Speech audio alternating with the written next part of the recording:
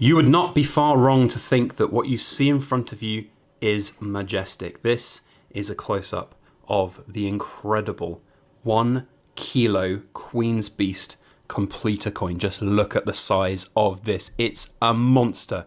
It's wonderful. It's brilliant. And I have to say, the Royal Mint have knocked the ball out of the park with this stunning coin.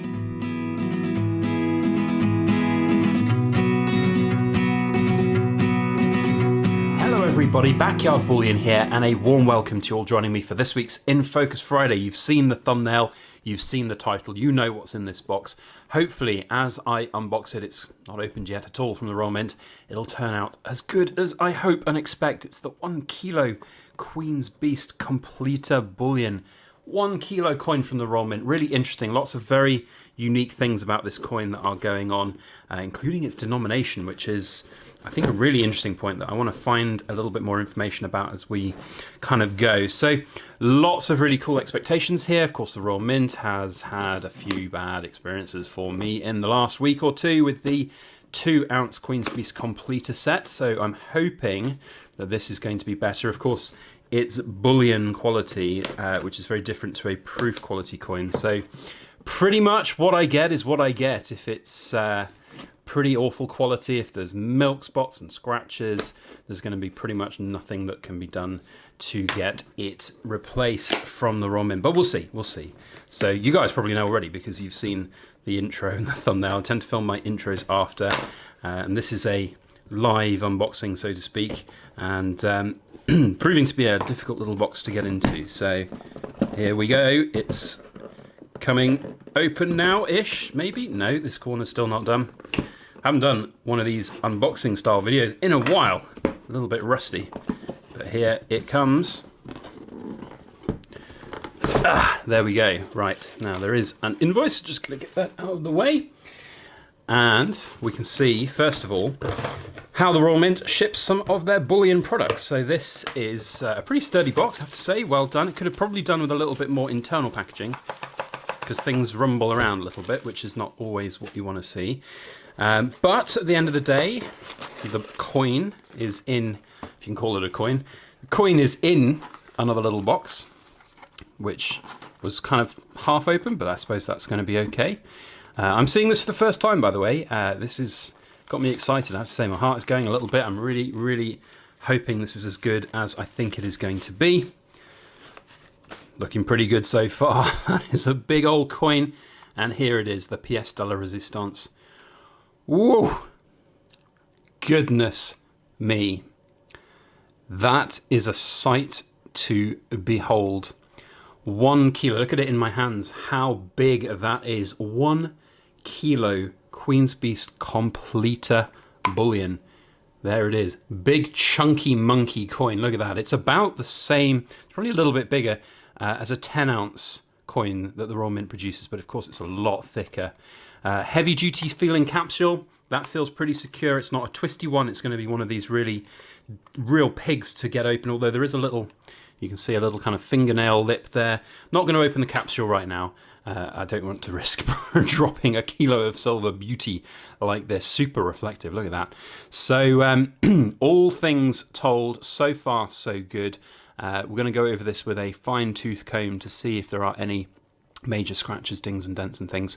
Now, for those who are curious about this, I got this from the Royal Mint directly, and for us in the United Kingdom, that means on silver, VAT and taxes. And I've made a few videos this year already saying that having VAT applied to silver and me buying silver as an investment product is just not on the cards. But I saw this come up for sale on the Royal Mint's website. And by the way, it sold ridiculously quickly. I think they're probably going to mint to order throughout the rest of the year, or at least have certainly more available, because these went like hotcakes. Right at the start of the day, I think there was about 108 in the basket. I did a basket check, there were 108. So maybe there were 120, 150 or something by the time I saw it. And then, of course, they completely sold out. So hugely popular, these coins. And despite the VAT, despite the added taxes on top of it, I do think that these will be popular.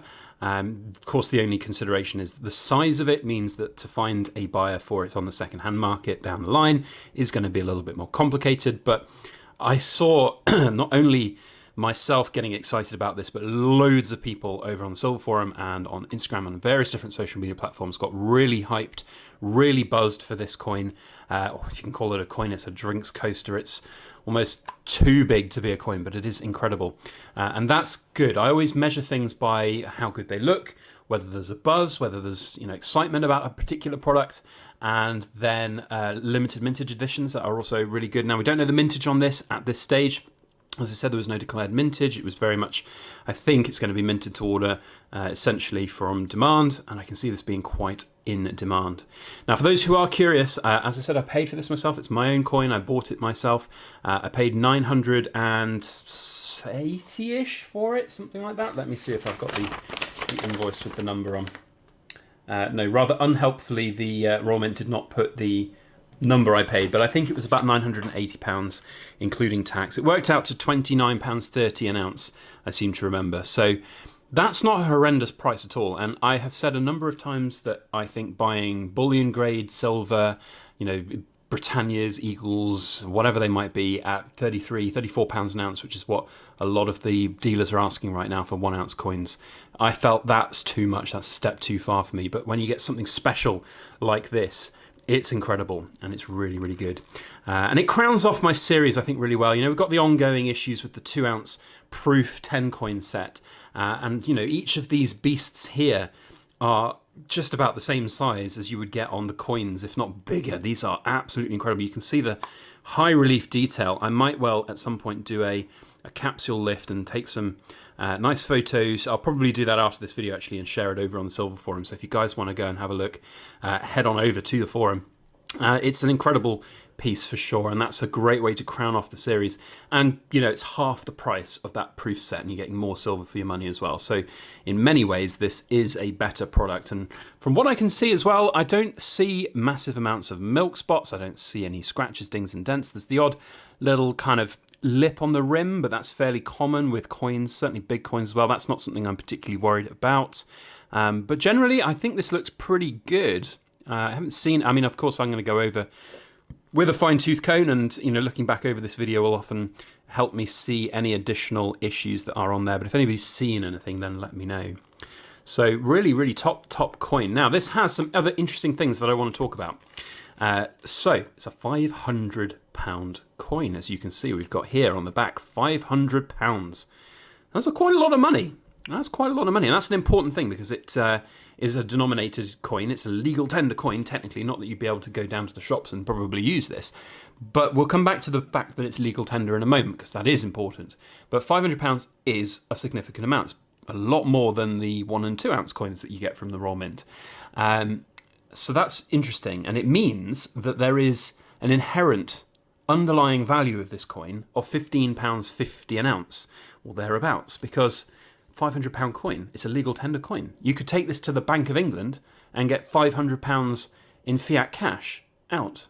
Surely, that's the whole point of a legal tender coin. You could go and cash this in for £500, which means that if silver ever crashed, if silver ever completely went back, and we're not likely to see it, but if silver gets down to £10 an ounce, or less than £15 an ounce, I could always just go to the Bank of England and get £500 for this coin. So I kind of feel like perhaps the Royal Mint has had a little oversight here about the denomination, because the 2 ounce versions, I believe, are £5 coins. And of course, that's 2 ounces of silver. So you multiply that by 15.5 to get you the 31 or 32. So multiply it by 16 to get the 32 ounces that's in a kilo. And suddenly you find that there's a huge discrepancy there in the amount that is on the coin compared with this one.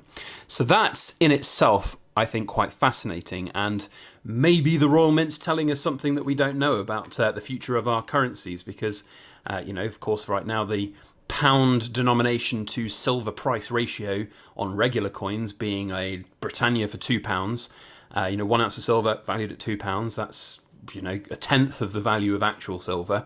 If this was the tenth of the value of actual silver, it would be about half the price. It would be £250 coins. So that, I think, is really interesting in its own right. Another really interesting fact about this is it's the first kilo bullion coin that the Royal Mint has produced. So they've done obviously proof coins in different sizes and metals, but this is the first silver bullion coin.